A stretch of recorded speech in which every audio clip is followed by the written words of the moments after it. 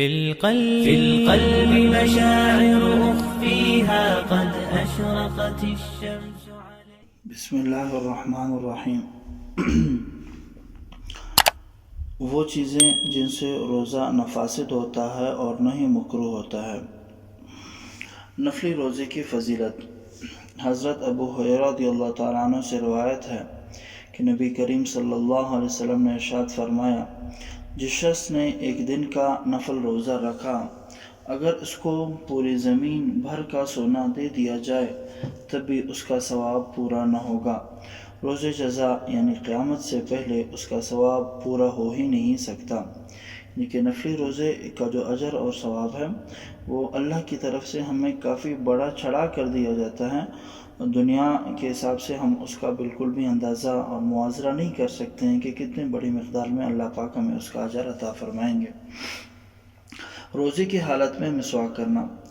حضرت عامر ابن ربیعہ رضی اللہ تعالیٰ عنہ کہتے ہیں کہ میں نے نبی کریم صلی اللہ علیہ وسلم کو روزے کی حالت میں اس قدر مسواک کرتے ہوئے دیکھا کہ میں اس کو شمار نہیں کر سکتا.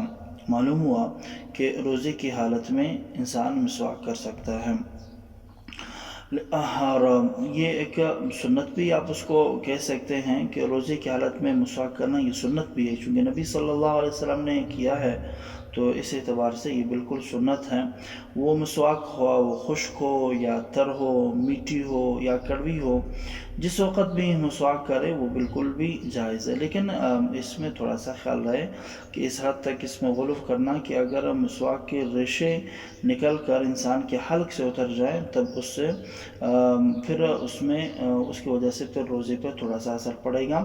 لہٰذا ریشوں کے حوالے سے پھر تھوڑا سا خیال رکھیں. اتنا کر لیں کہ تھوڑا سا اس حد تک مسواک ہو کہ اس کے ریشے وغیرہ کٹ کے انسان کی پیٹ میں نہ چلے جائیں. خوشبودار مسواک استعمال کرنا. آج کل تھیلوں میں خاص قسم کی مسواک ملتی ہے جس کو پیک کرنے سے پہلے عطریات اور خوشبودار تیلوں میں ڈبویا جاتا ہے، جس کے اثرات مسواک میں موجود ہوتے ہیں. ایسے مسواک کا استعمال بھی روزے کی حالت میں بالکل جائز ہے. روزے کی حالت میں سرما، تیل، خوشبو کا استعمال.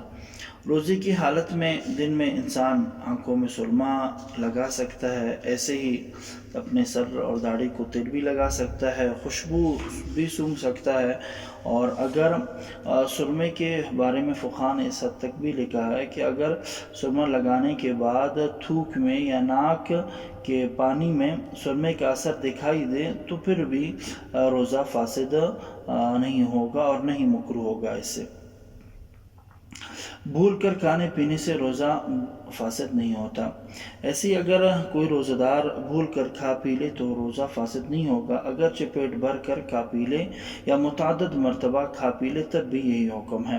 اگر روزہ دار بھول کر کھا پی رہا تھا، اسی دوران یاد آ گیا کہ وہ روزہ دار ہے تو فوراً منہ کے اندر جو کچھ ہے باہر پھینک دے، اندر نہ نکلے، ورنہ پھر روزہ فاسد ہو جائے گا اور قضا لازم ہوگی.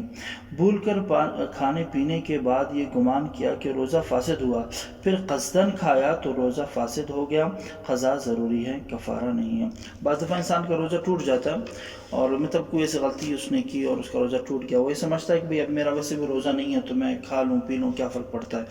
اس حوالے سے احتیاط کریں کہ اگر روزہ کسی بھی وجہ سے فاسد ہو جاتا ہے لیکن اس کے بعد پھر کھا نہیں پی لیں، یعنی کہ آپ نے پہلے تو بھول کر آپ نے کھا لیا پی لیا لیکن اب اس کے بعد کھانا نہیں ہے بلکہ افطاری تک روزہ داروں کی طرح بالکل روزہ کی حالت میں رہنا ہے. اگر کسی آدمی نے کسی روزہ دار کو بھول کر کھاتے پیتے ہوئے دیکھا تو روزہ یاد دلانا چاہیے یا نہیں. اس بارے میں تفصیل یہ ہے کہ اگر روزہ دار اس قدر طاقتور ہے کہ روزے سے اس کو زیادہ تکلیف نہیں ہوتی تو روزہ یاد دلانا واجب ہے.